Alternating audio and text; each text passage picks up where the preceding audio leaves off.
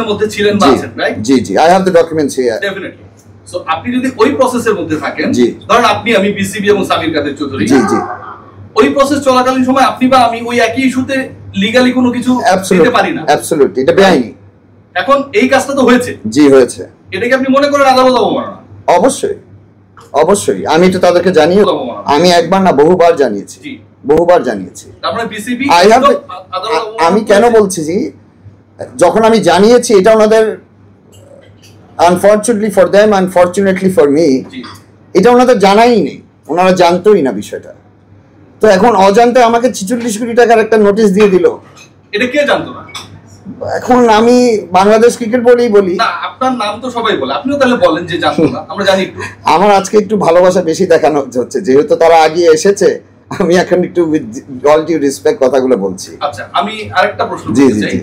এটা 19 মিনিট